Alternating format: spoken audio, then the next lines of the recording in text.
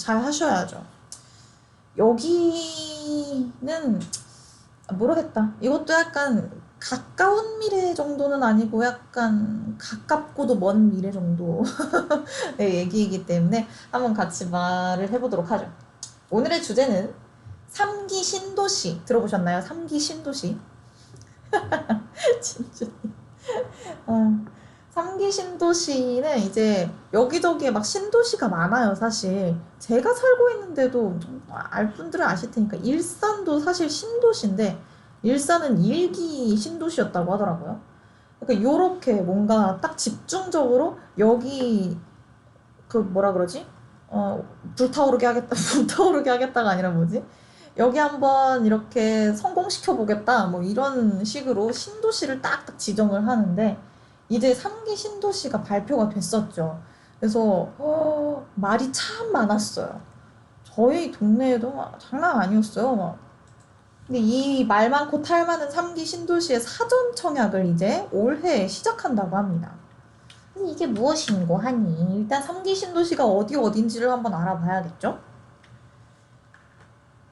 이게 작아서 안 보이실 수 있지만 여기가 이제 서울역이라고 써 있는 거고요. 서울역에서 요 위쪽으로 올라가서 있는 고양시 창릉이라는 곳이 있어요.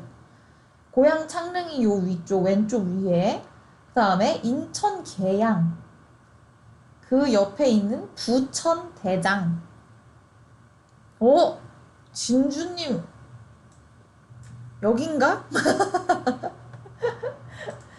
여기도 3기 신도시, 그리고 뭐 안산 요 밑에 그 위에 과천, 하남, 남양주 이런 곳들이 3기 신도시로 이제 새롭게 한번 각광받게 해보겠다 이렇게 발표를 했습니다. 이제 말이 많고 탈이 많은 이유가 그런 거예요. 일단 일산 같은 경우에는 1기 신도시였다고 했잖아요. 이거는 뭐 이제 한참 지난 일이고, 그러면 1기가 있고 지금 3기가 있는 거라면 2기가 있을 거 아니에요. 2기 신도시를 이제 지정을 할 때도 엄청 부풀려서 막 부풀렸다라고 하면 나 좀 약간 돌맞을까? 그래도 계획으로는 엄청 막 그럴싸하게 얘기를 많이 해놨나 봐요. 교통도 막 이렇게 저렇게 다 확충할 거고, 인프라도 이렇게 구축이 되게 할 거고, 그런 식으로 얘기를 했었는데, 지금도 다 정립이 안 됐대요. 그러니까 공약을 엄청 이만큼 내세워 놨는데, 그 중에 안 지켜진 게 너무 많이 있는 거죠. 그래서 이것도 지금 수습이 다 안 됐는데, 이기 신도시도. 새롭게 또 3기 신도시를 진행을 한다 그러면은 2기 신도시는 뭐가 되는 것이냐? 이런 목소리가 지금 큽니다. 또 듣고 보면은 맞는 말인 것 같아요. 그쵸? 여기에 더 집중해가지고 빨리빨리 일을 마무리를 해줘야지. 새로운 데에 이제 관심을 막 쏟기 시작하면 여기에 다소 좀 소홀해질 수 있을 것 같은, 흐지부지 될 수 있을 것 같은 그런 불안함이 있잖아. 둘째에서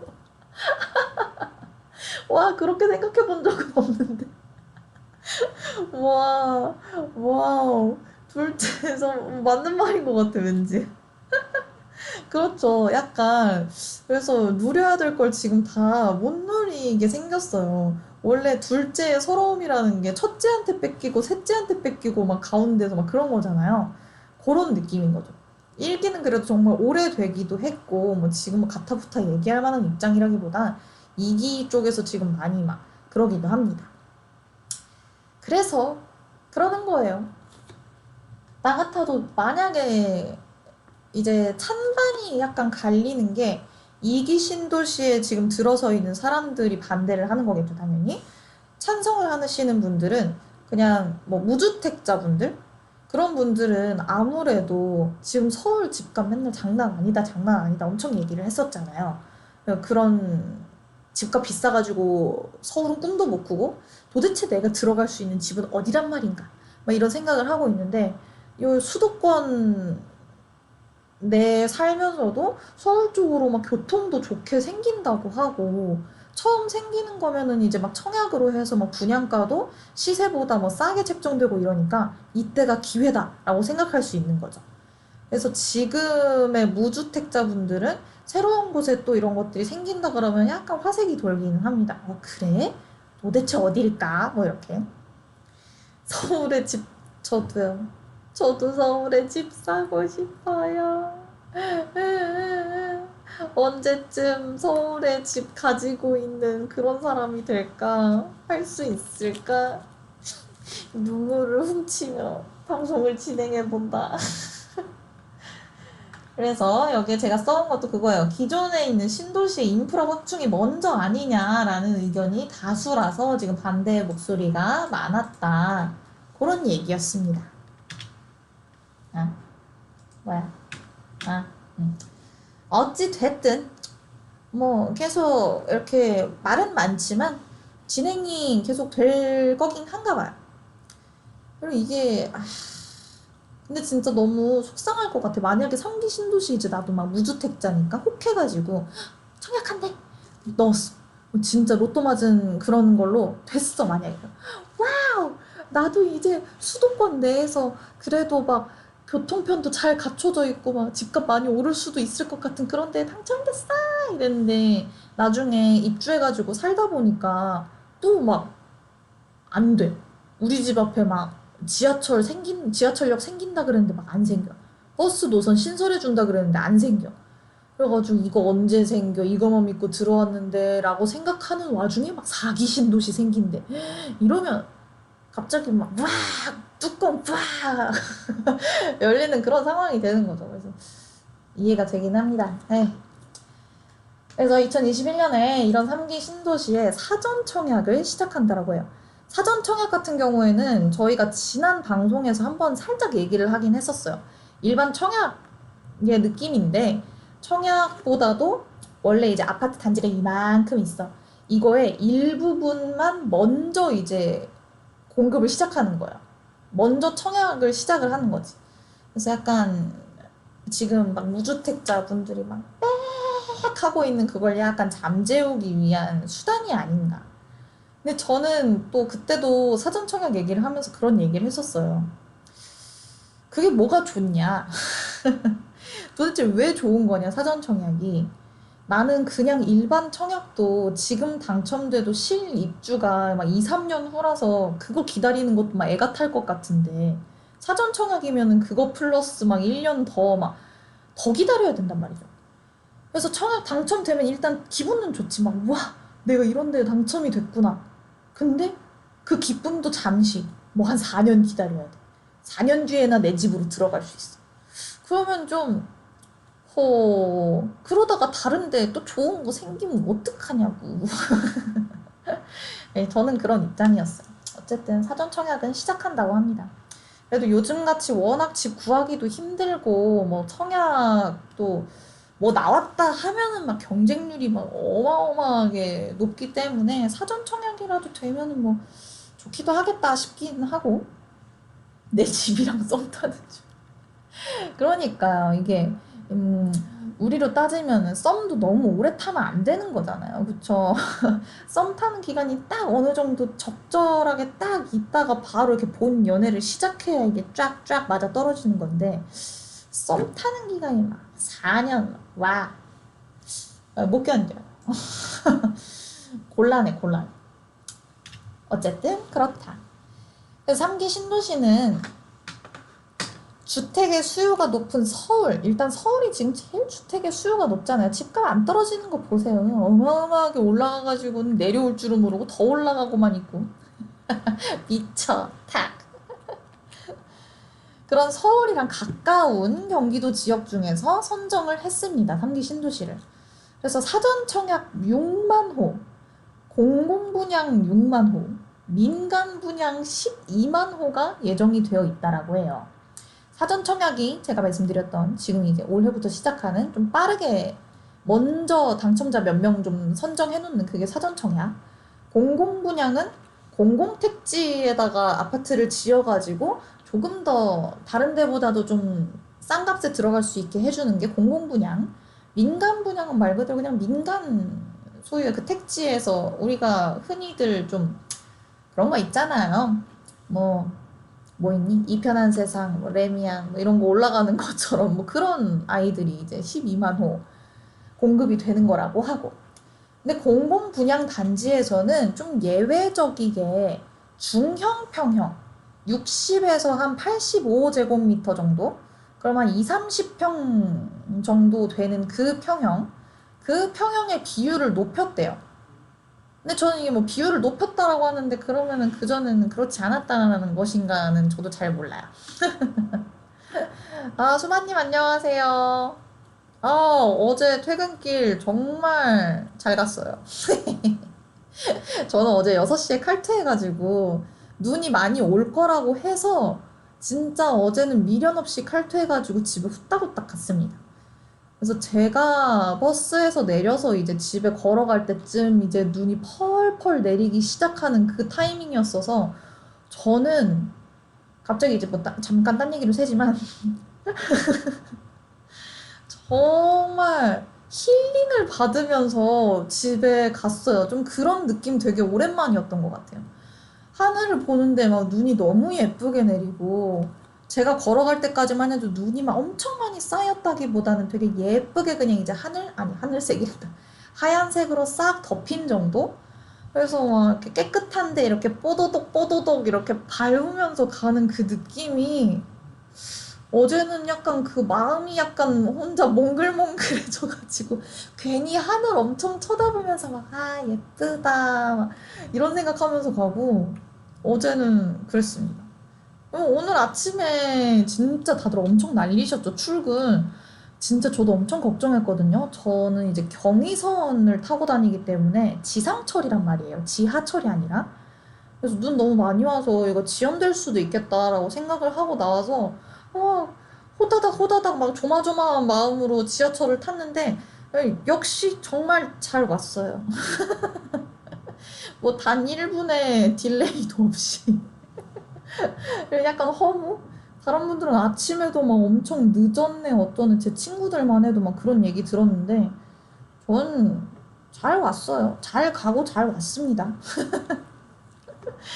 다른 분들은 진짜 고생하신 분들 많으신 것 같더라고요. 막 영상, 막 뉴스 이런 거에 나오는 거 보니까 막 차가 막 쭉쭉 미끄러지고 위험한 순간들이 많았더라고요.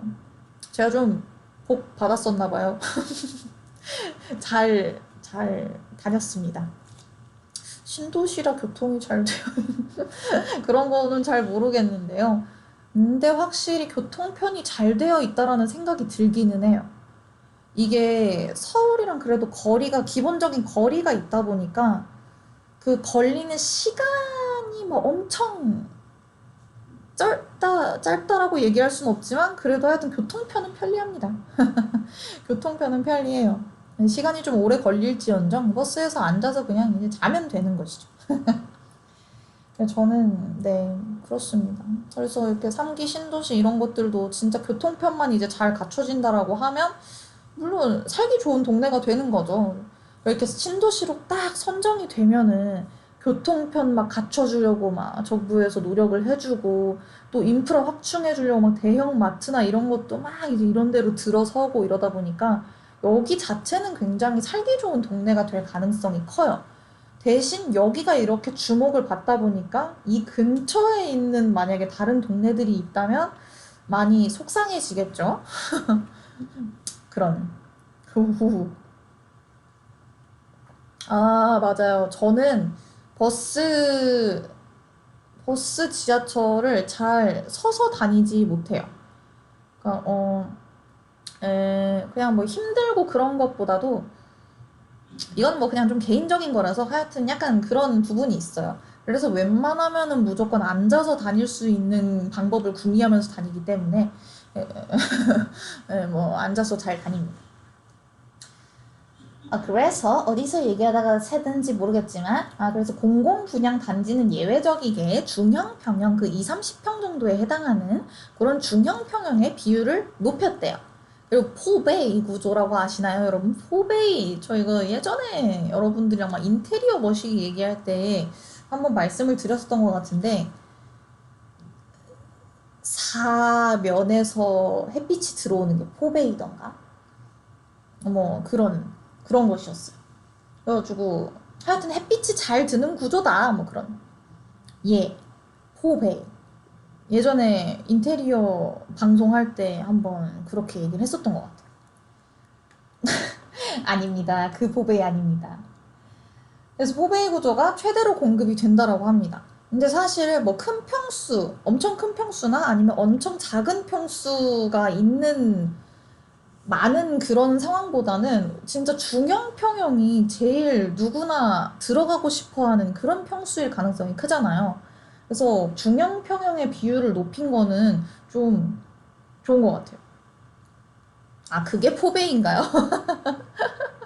그러면 내가 생각하는 그 햇빛 잘 드는 그거는 뭐였더라? 포베이가 아니고? 방 3개 거실 하나?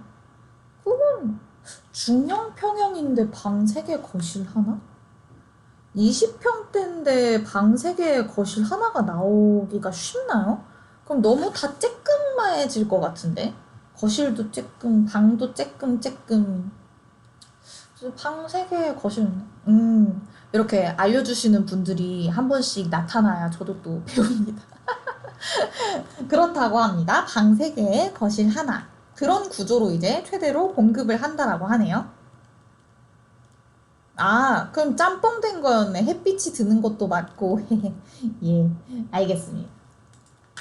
그리고 이제 3기 신도시 제가 말씀드렸던 것처럼 광역버스. 일단 수도권에서 막 서울 왔다 갔다 하려면 광역버스가 당연히 잘 뚫려 있어야겠죠? 광역버스랑 지하철로의 교통의 편리함을 누릴 수 있도록 최대한 다 신설을 해주겠다. 뭐 이렇게 얘기를 하나 봐요. 그래서 2기 신도시 사람들이 이제 믿고 들어갔던 게 그 유명한 GTX 있잖아요. GTX 신설할 것이다 라고 해가지고 그 지역 쪽에 그 노선이 지나가는 그런 지역 쪽에 이제 2기 신도시들이 딱 자리를 잡은 건데 그게 지금 계속 지지부진 막 자꾸 늦춰지고 있는 상황이죠. 그래서 2기 신도시 분들이 좀 약간 화가 많이 나신 것 같습니다. 자, 그러면 3기 신도시에 사전 청약을 받기 위해서는 어떤 조건이 필요할까? 일단 기본 조건, 이거는 사전 청약의 기본 조건이라기보다는 그냥 정말 청약의 기본 조건이라고 볼 수 있어요. 그리고 이거는 말 그대로 기본 조건이라서 이 3가지를 다 충족시켰다고 해서 무조건 당첨되는 게 아니라는 거. 그냥 기본 요건. 이걸 갖추고 있어야 너네 신청할 수 있어. 이런 것이죠. 1번, 당연히 청약을 신청하는 거니까 청약통장 가입이 되어 있어야겠죠. 청약통장 요새는 다들 막 어렸을 때부터 학생일 때부터 부모님이 막 자식 앞으로도 청약통장 만들어주고 막 그래서 웬만하면은 청약통장 다들 있으실 것 같아요. 그리고 이제 뭐 청년 우대형 청약통장 뭐 이런 것들도 한창 막 이거 꼭 신청하세요 막 이런 얘기 있어서 저도 막 후다다닥 그때 했었거든요. 그래서 그런 거에 해당되시는 분들은 꼭 내가 누릴 수 있는 거 다 챙겨가지고 누릴 수 있게. 그리고 공공분양의 경우에는 무주택 기간 3년 이상, 그리고 저축 총액은 뭐 많으면 많을수록 좋고 납입 횟수가 또 많으면 많을수록 좋습니다. 그럴수록 유리한 것이죠. 근데 납입액은 월 10만 원까지만 인정을 해요. 내가 아무리 막 한 번에 막 50만 원, 100만 원 막 이렇게 넣었다고 해서 그게 인정이 되지 않아요. 그냥 10만 원 최대치 땡 그거예요. 그러니까 막 욕심 부려서 한꺼번에 많이 넣으려고 한다기보다 청약통장은 딱 월 10만 원이 최대다라고 생각을 하고 10만 원씩 계속 꾸준히 넣는 습관을 들이셔야 돼요. 왜요? 청년 우대형 통장? 그거 바꿔 먹으신 거예요? 왜? 그 나이 조건이 안 됐나? 그럴 리도 없는데. 뭘까? 그 다음에 2번째, 무주택 세대 구성원. 일단 신청을 하는 신청자 본인과 또 배우자가 있으시면은 뭐 배우자, 그리고 세대 그 주민등록에 등재된 그 내 가족들 있잖아요. 그래서 직계 존속이나 뭐 그런 직계 비속 전원 다 무주택이어야 됩니다. 회사원은 20만 원씩 넣고 소득세 혜택을 받을 수 있어요. 아, 청약에서 인정을 받는 거는 월 10만 원 최대가 맞는데 그래도 20만 원씩 넣으면은 직장인의 경우에는 연말정산에서 혜택을 볼 수가 있다고 합니다. 나도 몰랐, 나도 몰랐어. 와, 진짜 감사합니다. 짝짝짝. 올해 됐으니까 바로 새해부터 새롭게 시작해본다. 그렇구나. 진짜 제가 뭐 공부를 해본다고 해도 모르는 부분들도 많고, 최대 360까지 240만. 예? 뭐 그것도 최대 그런 게 또 있나 보네. 오, 넣어야지. 가만히 있어보자. 그러면 올해부터 이제 또 나의 그 지출 계획을 조금씩 바꿔봐야겠다. 고마워요, 여의도 사람들. 저는 판을 깔아드리는 것 뿐입니다. 여러분들이 소통하시면서 서로서로 지식을 공유하시면 돼요. 어쨌든 두 번째, 무주택 세대 구성원이어야 한다는 거. 그리고 세 번째는 거주 요건을 충족을 해야 합니다. 이게 무엇이냐? 사전 청약할 당시에 내가 청약을 넣을 그 해당 지역의 거주 기간을 충족을 해야 돼요. 서울이나 경기 이런 곳들은 투기 과열지구잖아요. 투기 과열지구는 2년 이상 거주를 했을 때 그거를 인정을 해주고, 투기 과열지구가 아닌 다른 지역에서는 1년 이상 거주, 그 기간을 충족을 해야지만 신청을 할 수가 있다고 합니다. 눈 아파. 왜요? 무주택 세대 구성원 안 돼요? 왜요? 이게 그러니까 그런 거죠. 만약에 이제 사전 청약을 하고 싶어. 근데 일단 저희 뭐 집이 있으신 부모님들은 신청을 못 하시는 거겠죠. 그리고 나 같은 경우에도 세대원이긴 한데 일단 세대주가 다 주택을 가지고 있는 주택 보유자이기 때문에 제가 아마 신청하고 싶으면 세대 분리를 해서 나와야 되나? 도와줘요. 뭘까? 그쵸? 내가 그냥 나와서 이제 독립된 나 자신의 그 1인 개체로서. 근데 그러려면은 또 방금 전에 거주 요건을 충족해야 된다고 해서 내가 만약에 서울, 경기, 일단 3기 신도시가 다 경기 지역이니까 다 투기 과열지구 아닌가요? 그러면은 거기에 2년 이상 거주를 해야 되고, 물론 경기도 중에서 투기 과열지구에 어쩌다가 해당이 안 되는 곳들도 있으니까, 그런 곳은 그래도 1년 이상 거주를 해야 되는데, 그러면 사전 청약은 올해 7월부터 시작하는데, 지금 이거를 알고 세대 분리를 하기엔 늦었는데? 늦었어. 늦어버렸어. 일단 갸웃갸웃하지만 일단 조건은 그렇다고 알고 넘어가 보도록 하겠습니다.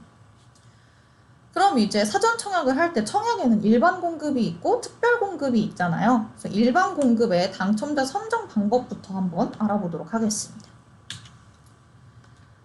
방금 전에 얘기했었던 해당 지역의 무주택 세대 구성원이자 청약 통장 가입자. 이거는 이제 기본 조건으로 깔고 가는 건데, 만약에 60제곱미터 이하 주택의 청약을 신청했을 때, 그럴 때는 소득, 자산 요건도 있는데 그거를 또 충족을 해야 된다고 해요. 청년 임대주택? 그것도 궁금해 하시는 분들이 많이 있으시겠구나. 그것도 다음에 한번 그럼 제가 알아봐서 주제로 한번 들고 와보도록 하겠습니다.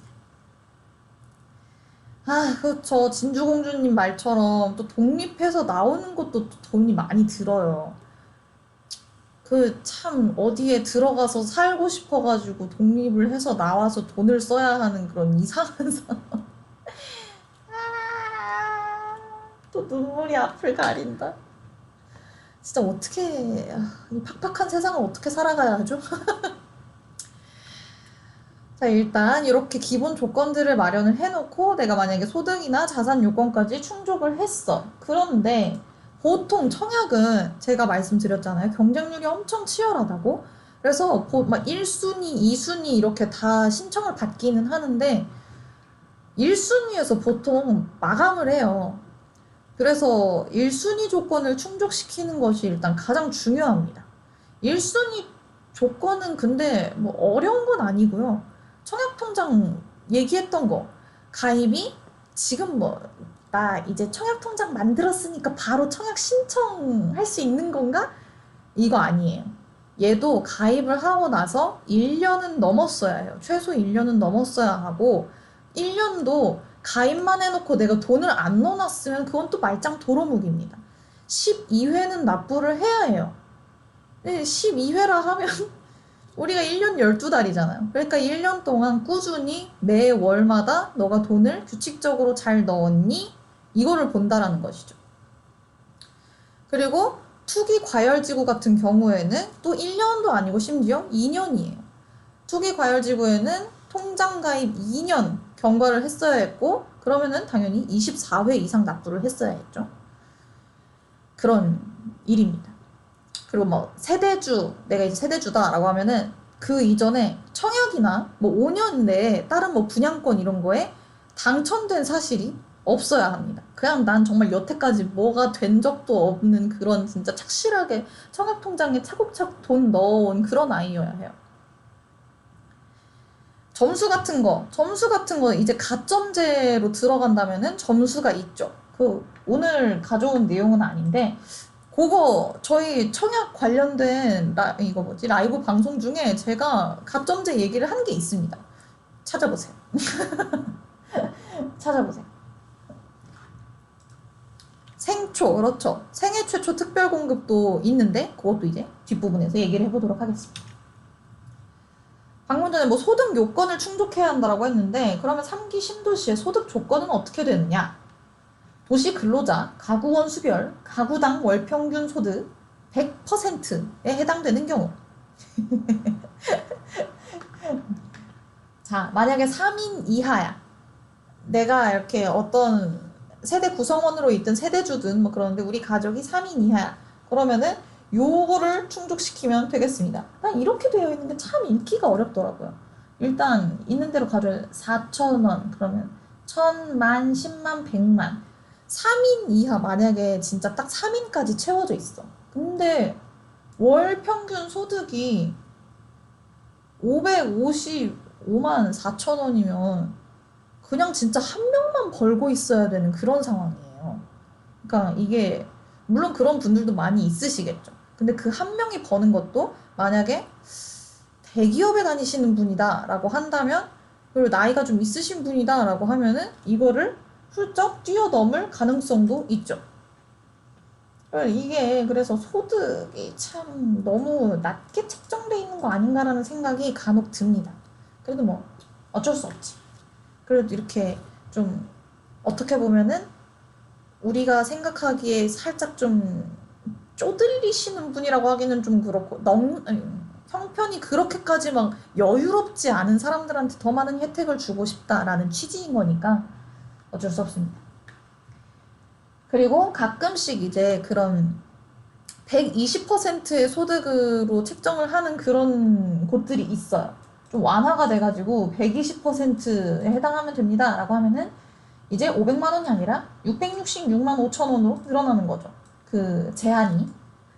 여기도 700, 800 이렇게 약간 100단위로 늘어나는 것 같습니다. 이거 오히려 사람이 하나씩 늘수록 더 짜. 100만 원씩밖에 차이가 안 난다는 거는 머릿수가 하다가 늘었는데 한 사람이 100만 원어치밖에 못 벌어온다는 거예요, 뭐요? 네, 뭐 하여튼 그렇습니다. 아니 진주 공주님 안 돼요. 일 쉬지 마세요. 그래도 악착같이 돈 벌어서 차곡차곡 모아서 차라리 돈을 더 많이 모아서 요런 거 말고 더 이제 평형이 큰 이런 소득 조건 없는 그런 데 신청을 하면 되잖아요. 어쨌든 소득 조건은 이렇습니다. 그럼 이제 일반 공급의 당첨자는 선정할 때 그냥 뭐 별게 없었어요, 사실. 그쵸? 청약통장 가입해 있으면 되고, 무주택 세대 구성원이면 됐고, 이제 좀 작은 평수 60제곱미터 이하 주택에 들어가려고 했을 때는 저런 소득 요건을 충족을 했어야 했고, 그리고 청약이 아무래도 좀 1순위에서 마감이 되다 보니까 최소 어디에나 좀 이렇게 지원할 수 있게끔 하려면은 최소 2년 이상 매월 얼마씩 꾸준히 납부를 했었어야 한다. 그 정도를 충족을 시키면 일단 나는 당첨자의 그 바운더리 안에는 들어가게 되어 있어요. 돈 모아서 조합원 거 사실. 메모, 진주공주님 잘 메모해 두셨다가 나중에 잘 써먹으세요. 근데 조합원 거는 살 수가 있나요? 조합원 거가 그거 아닌가? 이제 분양이 당첨되신 분들은 그거잖아요. 전매 제한이 걸린 곳들이 요새 많아서 그게 걸리지 않은 곳 거를 사라는 말씀이시겠죠. 그렇죠. 그래서 오히려 막 청약통장 이런 거를 꾸준히 뭐 안 하셨거나 그런 분들은 차라리 진짜 돈을 열심히 모아서 불리고 불려서 로얄층 동 살 수 있어요. 어? 아니, 돈이 많으면 되는 것이죠, 다. 엄청난 자본주의 사회 아니겠습니까? 돈이 많으면 다 할 수 있어요. 돈이 없으니까 이렇지. 어쨌든 특별공급, 이제 일반 공급에 대해서 얘기를 해봤으니까 특별공급 한번 얘기를 해볼게요. 아까 저 제이리님께서 생초라고 얘기를 하셨잖아요. 그게 생애 최초 특별공급에 들어가는 건데 특별공급에는 종류가 좀 이것저것들이 있습니다. 첫 번째로는 신혼부부 특별공급. 요런 거 이제 진주공주님이 만약에 나중에 결혼을 하시게 된다, 결혼 예정이다, 요럴 때 노려볼 수가 있는 거겠죠.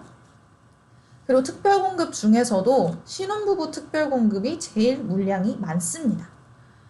전체 특별공급 전체 중에 30%가 신혼부부 특별공급으로 들어간다라고 해요. 그래서 이것도 무주택 세대 구성원이어야 하고요. 근데 이거 진짜 그런 거 있잖아요. 진주님이 남자친구랑 이제 막 결혼을 하려고 알아봤어.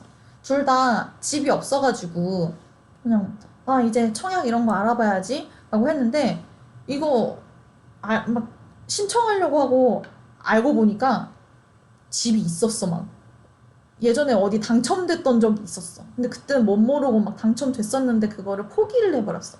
이러면 아마 안 될 거예요.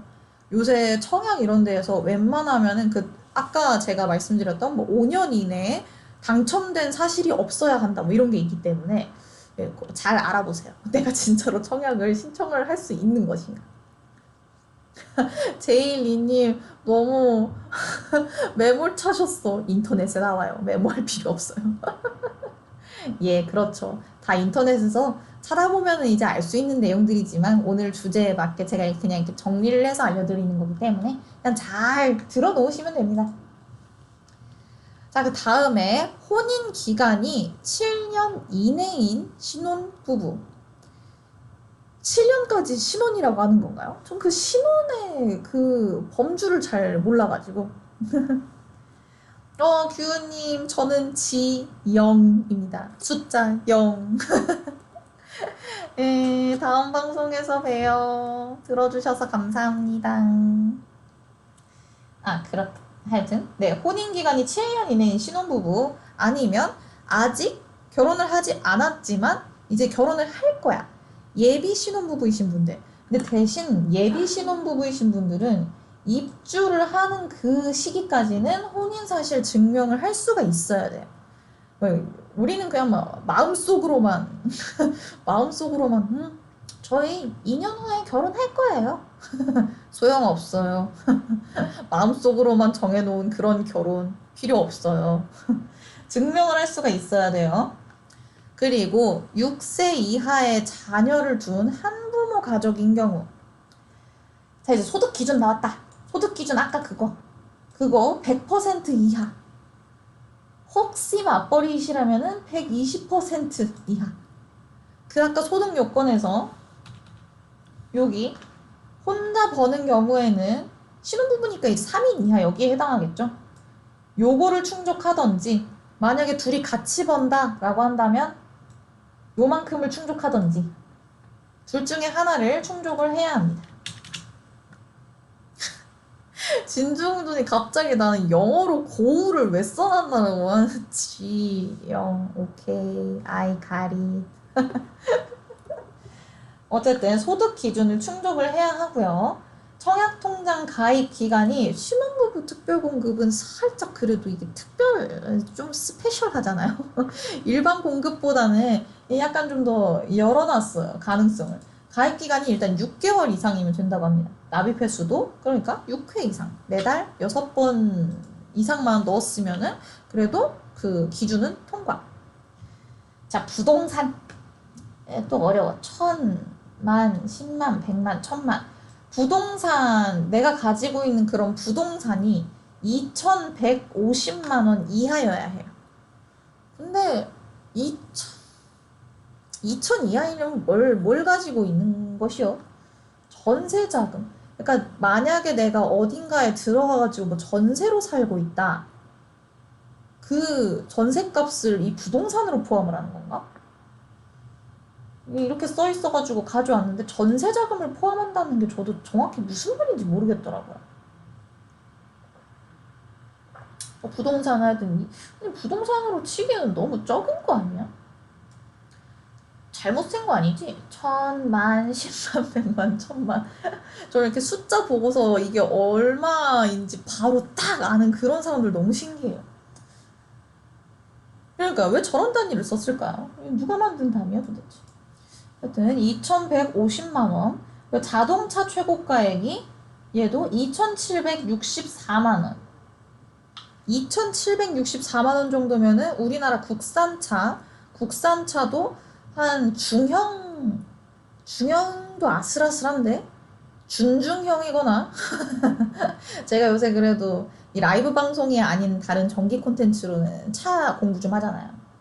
그 정도쯤 될 것 같아요. 국산 차량으로 준중형 정도까지 커버될 수 있는 그런 정도. 그래서 요런 입주 자격이 다 갖춰져 있는 사람들 중에서 당첨자를 선정한다라는 것이죠. 그래서 만약에 신혼부부 특별공급을 꿈꾸고 있다라고 하신다면은 이 요건들부터 착착착착 다 하나씩 체크해가면서 이거 됐지 여기에 해당되지 라고 다 알아두시면 될 것 같아요. 이거는 이거나 이런 경우이거나 이런 경우이거나 2번이랑 3번은 둘 중 하나 택 1인 것 같고 나머지는 이제 다 충족을 해야 되는 그런 조건이 찾아라. 자, 그래서 신혼부부 특별공급은 이렇게 된다. 그럼 이제 신혼부부 알아봤으니까 신혼부부 특별공급에 저 포함이냐고요? 글쎄요. 저도 언젠간 결혼하겠죠. 저도 언젠간 결혼하겠죠 뭐. 근데 결혼할 때 신혼부부 특별공급으로 내가 지원을 해볼 수가 있을까? 일단 무주택 세대 구성원은 뭐 이제 결혼을 하고 나서 지원을 하려는 거면은 집이 없는 상태인 거라면 되겠지. 그렇지만 지금인 상태에서는 세대 분리가 안 되어 있으니까 안 될 테고 제가 결혼한 다음에 이거를 도전한다라고 하면 여기에 해당이 될 테고 소득 기준 100% 이하가 될까요, 과연? 글쎄요. 이젠 당연히 이제 저도 벌고 뭐 제가 나중에 결혼할 사람도 벌 테니까 이거 글쎄요. 모르겠네. 청약통장은 당연히 되지. 청약통장 되지. 이것도 되지. 아무것도 없는걸. 예. 어쨌든 신혼부부 특별공급이 특별공급 전체의 30%나 차지하는 가장 큰 비중으로 들어간다. 그럼 이제 그 다음으로 큰 비중을 차지하는 아까 제이리님께서 말씀하셨던 생애 최초 특별공급을 보도록 하겠습니다. 얘네는 전체의 25%. 얘네도 똑같이 무주택 세대 구성원 그리고 세대원 모두 과거에 주택 소유 사실이 없어야 해요. 예전에라도 멋모르고 그냥 주택 뭐 쬐끄만 거라도 샀다가 처분을 했었어. 그러면 안 돼요. 그러면은 나는 지원을 할 수가 없는 거가 됩니다. 입주자 저축 1순위 저축액은 600만 원 이하. 입주자 저축 1순위 이것도 제가 써오기에는 이게 도대체 무슨 말인지 뭐니. 왜 진주공주님 왜 헐? 왜 why? 아무튼 저축액은 600만 원 이하. 근데 투기 과열지구나 청약 과열지구의 경우에는 그 통장 가입 기한이 2년 이상 또 24회 이상으로 제한이 생기고요. 그리고 세대주 5년 이내에 당첨 사실 없어야 된다는 거. 왜요? 이거 뭔가 땡겨요? 땡기시나요? 하하. 저축액이 600만 원 이하인 사람들 중에서 저축이 1순위여야 된다는 그런 얘기인 건가? 도대체 이게 무슨 소린지. 일반 1순위와 생축 동시 청약할 수 있... 아, 그런 건가? 입주자 저축 1순위. 이거는 잠시 보류. 이거는 오늘 저희가 지금까지 얘기를 하면서 이거 잘 모르겠네, 이게 무슨 말일까 한 것들 있잖아요. 그런 것들은 제가 꼭 나중에 다시 알아온단 말이죠. 그러니까 다음 방송도 놓치지 말아주세요. 알아오겠습니다. 입주자 저축 1순위가 도대체 무슨 말인지. 그리고 혼인 중이거나 자녀가 있는 자, 그런 분들도 생애 최초 특별공급에서 해당이 될 수 있다라고 하네요. 근로자 혹은 자영업자로 5년 이상 소득세를 납부한 적이 있는 자, 이거는 일단 5년 이상 뭔가 내가 소득이 있어가지고 그 세금을 따박따박 잘 냈으면은 이거는 통과. 소득 기준 100% 이하. 100%. 그 부동산 2,150만 원 이하. 자동차 최고가액은 2,764만 원 이하. 소득 기준 진짜 너무 짠데. 그렇다고 뭐 제가 이 기준을 막 훌쩍 뛰어넘는 그런 사람은 아니겠지만 그래도 조금 더 넉넉하게 해주지라는 생각이 살짝 들긴 합니다. 생애 최초, 말 그대로 생애 최초로 내가 뭔가 집을 가져보고 싶은 그런 사람에게 기회를 주겠다라는 것이잖아요. 그래서 모두 과거 주택 소유 사실이 없어야 한다 이거를 강조를 해놓는 것 같아요. 그래야 생애 최초인 거지. 그렇죠. 다음 방송 기대해야겠어.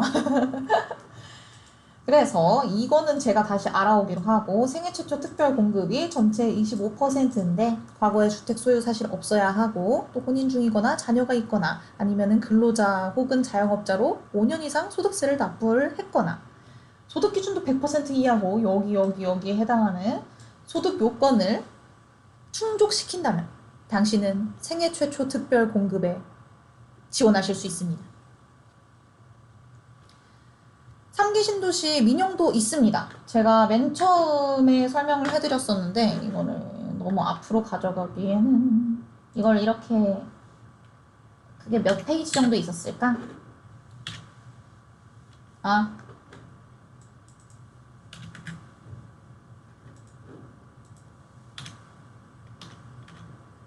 짜잔, 여기 저희가 지금 얘기하고 있는 사전청약 6만 호는 그렇지만요, 공공분양 6만 호도 진행을 할 거고요. 민간 분양이 사실 제일 많아요. 12만 호 예정이 되어 있다라고 합니다. 많긴 제일 많죠. 대신 민간 분양을 사람들이 제일 들어가고 싶어 하기도 하지만 또 그만큼 부담이 되죠. 아무래도 공공분양보다 비싸니까요. 비싸니까요. 근데 이제 그런 것들을 나중을 생각하면은 좀 더 비싸더라도 이 청약 일정이 뜨기 전까지 내가 그래도 어떻게 해서든지 자금을 좀 마련을 해놔서 민간 분양으로 들어갈 수 있게끔 준비를 해놓는 게 좋기는 하겠죠. 아무래도 저희 막 그런 얘기 했었잖아요. 이제 애들 뭐 학생들도 자기들끼리 자신들이 사는 그 아파트의 브랜드로 막 급을 매긴다 라고 막 그런 얘기도 했었잖아요. 참 마음 아픈 얘기죠. 그래서 그런 거 생각하면 또 민간 분양으로 들어가는 게 확실히 낫지 싶기는 해요. 그렇죠. 브랜드 값을 무시를 못하죠. 그렇죠. 자이 막 이런 막 듣기만 해도 일단 너 좋은 데 사는구나 라는 말이 나오게끔 하는 그런 브랜드의 이미지가 있잖아요. 그쵸. 엘사 지금 들어도 너무 마음이 아파요. 전 진짜 처음에 엘사가 뭔가 했어요. 근데 엘사가 그렇게 LH에 사는 사람들을 얘기를 한다는 게 너무 충격이었습니다. 그렇게까지 했어야 했을까? 아그들이 뭘 안다고 벌써부터 그런 걸로 급이나 나누고 말이야. 나쁜 자식들. 그러니까 저도 레리코 생각했단 말이에요. 내가 아는 엘사는 겨울왕국 엘사인데. 아, 그렇습니다. 그래서 그런 것들까지 다 고려를 해서 만약에 이제 자녀가 있으신 분들이 집을 새롭게 들어갈 생각이시라면 그런 건 정말 더더욱 무시를 못 하겠죠. 그냥 호를 단신인 제가 혼자 들어가려는 집이라도 막 그래도 이왕이면은 더 좋은 브랜드의 집으로 들어가고 싶은데 라고 생각을 하는 판에 자식까지 그게 영향을 미칠 거라고 생각하면 어떻게 해서든지 민간 분양으로 들어가고 싶어 하시는 분들이 많이 있겠죠. 제일리님, 엘사 처음 하셨나요? 너무 슬프지 않나요? LH에 사는 사람들을 줄여서 엘사라고 한다고 합니다. 그것도 애기들이. 그쵸. 그런 거 생각하면은 내 자식, 나중에 나올 내 자식한테 정말 좋은 것들만 물려줄 수 있는 상황이 아니라면은 어떻게 해야 할까 너무 막 걱정이 앞서요. 결혼도 안 했는데 걱정이 앞서는 건 참 많아. 그래서 생애 최초 특별 공급은 하여튼 그렇습니다. 이런 요건들을 충족을 하면은 생애 최초 특별 공급에 지원을 할 수가 있다. 그리고 이제 생애 최초로 하는 거 말고 나는 신혼부부도 아닌데 근데 저희는 집에 식구가 너무 많아요 하시는 분들 다자녀 가구 요즘 같은 경우에는 진짜 찾아볼 수 없는 아니고 찾아보기 힘든 그런 가구죠. 다자녀 가구 미성년 자녀가 3명 이상인 무주택 세대 구성원 그분들은 여기 특별공급 중에 다자녀 가구 특별공급 10%에 해당하는 여기로 지원을 하시면 됩니다. 와, 근데 미성년 자녀가 3명 이상인데 무주택이시라면은 진짜 가슴앓이 좀 하고 사셨겠는데요? 얼마나 막막하셨을까? 아휴, 마음이 미어집니다. 괜히 지금 감정이입해가지고. 근데 그런 게 있대요. 저도 몰랐는데 이제 나는 다자녀 가구에 해당을 해가지고 지원을 했어. 근데 다자녀 가구는 내 생각보다도 경쟁률이 너무 높았어. 그래서 떨어졌는데 다른 특별공급 그 카테고리 중에 뭐 하나가 미달이 나는 그런 경우 그러면 특별공급 내에서만 떨어진 사람들을 대상으로 다시 기회를 준다라고 하더라고요. 그래서 다자녀 가구로 했는데 안 됐다고 하더라도 너무 상심하지 마시고 다른 쪽에서 미달이 되는 경우가 생길 수도 있으니 그런 것들도 좀 염두에 두시면 좋을 것 같습니다. 그리고 이제 나는 뭐 그런 다자녀 이런 건 아닌데 노부모를 부양하고 있다 라고 하시는 분들 그런 분들을 위해서 또 5%를 마련을 해주고 있습니다.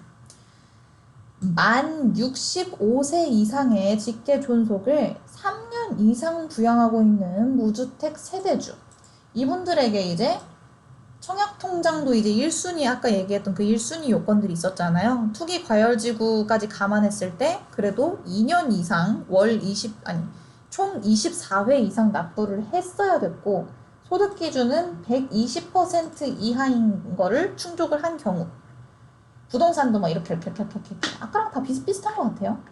이런 것들을 다 충족하는 그러면서만 65세 이상 직계존속을 3년 이상 부양하고 있는 무주택 세대주 분이라면 노부모 부양 특별공급에 신청을 하실 수가 있겠습니다. 아시겠죠? 근데 요즘에는 워낙 다들 좀 그런 이 나이대 자체가 살짝씩 다 높아졌다라고 해야 되나? 이제는 평균 수명도 길어지고 그래서 뭐 지금의 30대는 뭐 옛날의 30대도 아니다 뭐 이런 얘기도 있잖아요. 그러니까 만 65세 이상이 노부모라고 한다라는 게 좀 호호 그렇게까지 노부모인가 싶기도 하고 그러네요. 그래서 여기도 마찬가지로 5%밖에 해당이 안 돼서 진짜 기회가 너무 적다라고 생각할 수 있지만 다른 쪽에서 미달이 나는 경우에는 나에게도 또다시 기회가 찾아올 수 있다라는 거 알아두시면 좋겠습니다. 자, 3기 신도시는 올해 7월부터 이제 순차적으로 진행이 된다고 해요. 뭐부터 먼저 뜨고 뭐 그러는지는 저도 모릅니다. 저도 그냥 일개 민간인일 뿐인걸요. 항상 청약은 제가 말씀드렸었죠. 그 청약홈이라는 홈페이지에 들어가시면 거기에 항상 일정이 나와요. 그래서 아마 제가 알기로는 후 한 3, 4주 정도에 걸친 그 청약 일정이 청약 캘린더에 이렇게 쪼르르르 다 표시가 되어 있어요.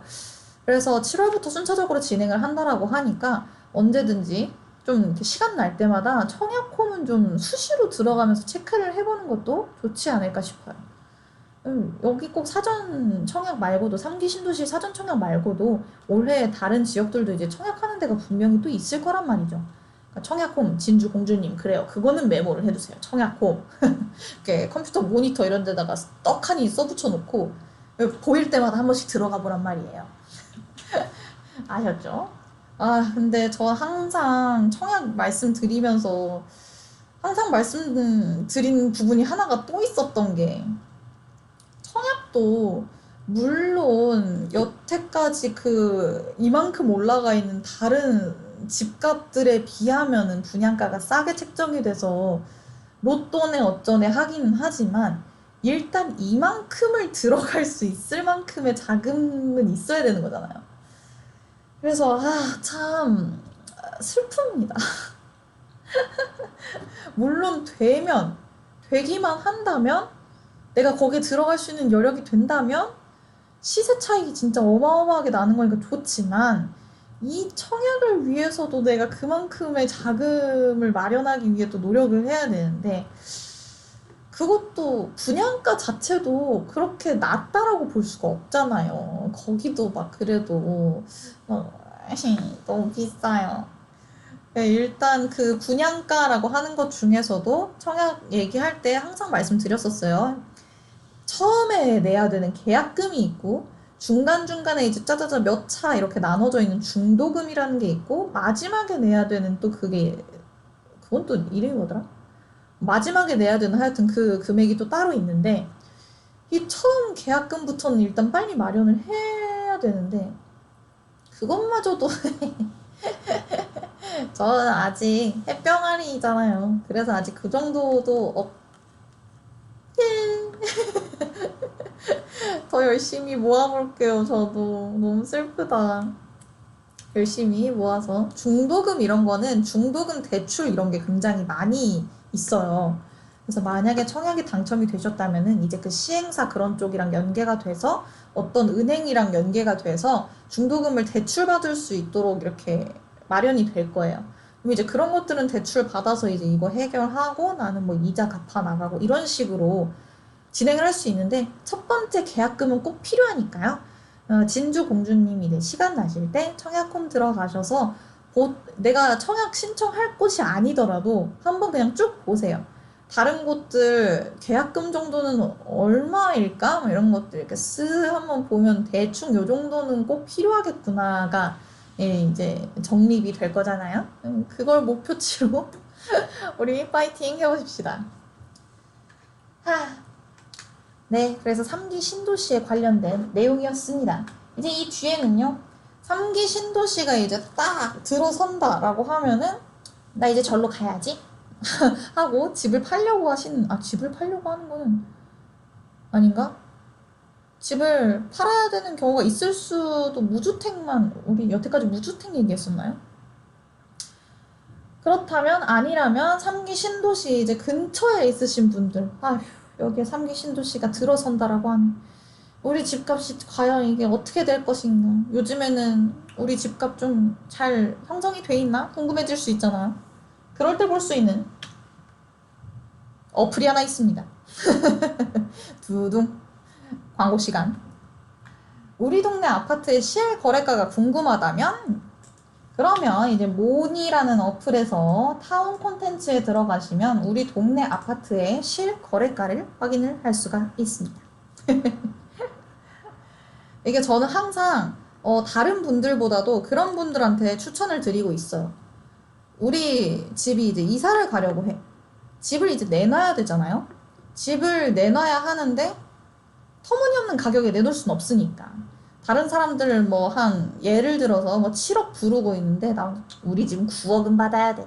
이러고서 9억으로 막 내놨어. 이게 팔리겠냐고. 근처에 있는 집들은 다 7억 얼마를 부르고 있는데. 아니면은 나는 너무 겸손해가지고 우리 집 한 5억 정도에 내놔야겠다. 근데 막 근처에 다른 집들은 막 다 8억에 내놨어. 너무 억울하잖아요. 5억에다가 팔아버려가지고. 그래서 그럴 때 우리 동네 요새 아파트의 실거래가가 어느 정도로 형성이 되어 있는지를 알고 우리 집을 적정한 금액에 내놓아야 그래도 이게 수시 타산이 맞겠죠. 그래서 모니의 타운 콘텐츠는 그때 이용하시면 유용할 것이다 라고 제가 항상 말씀을 드리고 있습니다. 내 정보를 기반으로 우리 동네 아파트의 최근 3개월 실거래가를 보여주고 있습니다. 이거는 항상 이렇게 최신 뉴스가 딱딱딱 반영이 돼야 좋은 거지. 이게 뭐 3년 전에 얼마에 거래가 됐었는지 지금 물론 궁금해질 수는 있겠지만 지금 당장에 중요한 건 아니잖아요. 이거는 제 화면을 가져온 열심히 모자이크 해놓은 그런 화면입니다. 제가 살고 있는 그 거주지를 기반으로 제가 살고 있는 그 동네 아파트들에 대한 실거래가가 쫙쫙쫙 나옵니다. 여기 화살표 눌러보시면 우리 아파트만 나오는 게 아니라 우리 동네에 있는 다른 아파트들, 막 옆단지, 막 앞단지, 뒷단지, 막 그런 아파트들에 대한 그 실거래가도 확인을 할 수가 있어요.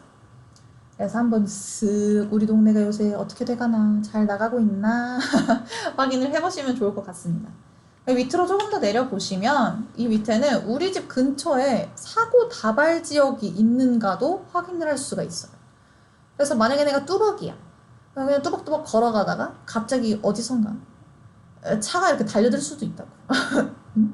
너무 이게 약간 좀 극단적인 예이긴 한데 하여튼 내가 어디에서 사고가 잘 일어나는지 어느 정도 알고 있으면은 내가 좀 조심할 수 있는 그런 구간이 생기잖아요. 그런 것들을 알고 있으시라고 우리 집 근처에 사고 다발 지역을 보여줍니다.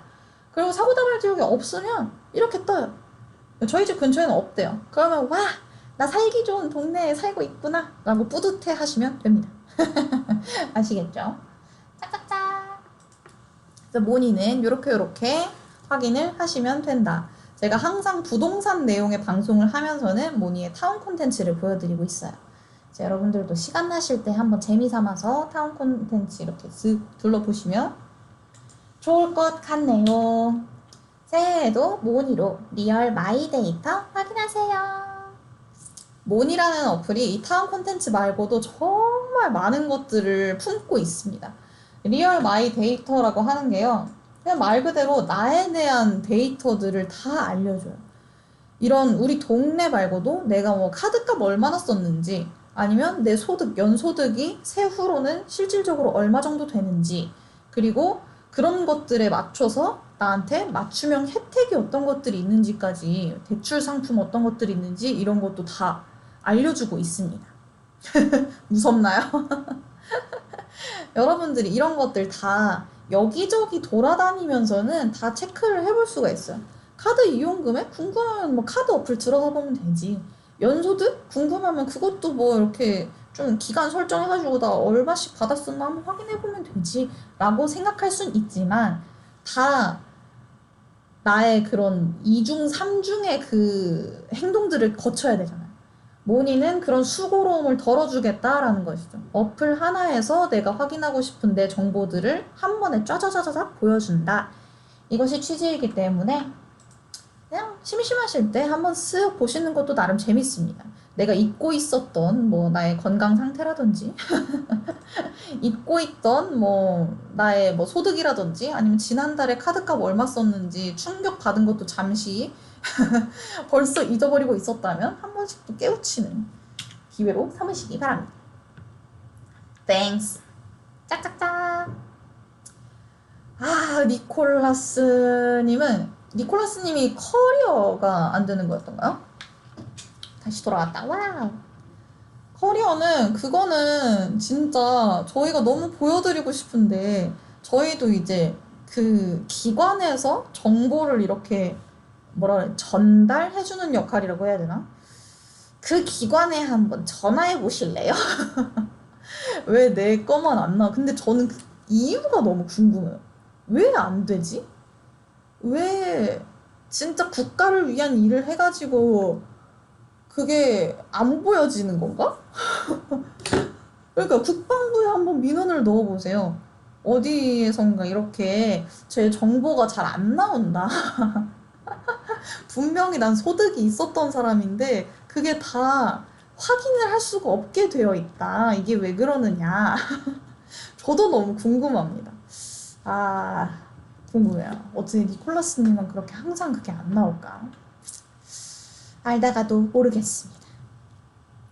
자, 하여튼 오늘은 시작하기 전에 하도 사담을 많이 해가지고 사담이라기보다는 원래 제가 가져온 PPT에 있는 내용이긴 했으니까요. 새해가 됐으니까 다들 좀 알차게 계획을 세워보셨으면 좋겠어요. 저는 이게 사람이 진짜 목표를 설정하고 나아가는 게 중요하다라고 생각은 합니다. 저도 맨날 어려워서 못하는 것 중에 하나인데 생각은 하니까요. 그래서 여러분들도 틈날 때마다 한꺼번에 막 다 세워보려고 하지 말고 그냥 그러고 보니까 올해 이런 거 하면 좋겠는데? 생각나는 거 하나 정도 그냥 적어놓고 또 그 다음날에 막 그냥 딴짓하다가 그것도 계획으로 세워도 좋겠는데? 그냥 또 적어놓고 이런 식으로 하다 보면은 나도 모르는 새에 내가 목표하는 것들이 하나하나씩 늘어나 있을 거예요. 여러분 우리 모두 목표를 향해 나아가는 그런 뭔가 바람직한 청년이 되어보십시다. 파이팅! 자, 그러면 오늘은 부동산 내용으로 3기 신도시의 사전 청약을 다뤄봤습니다.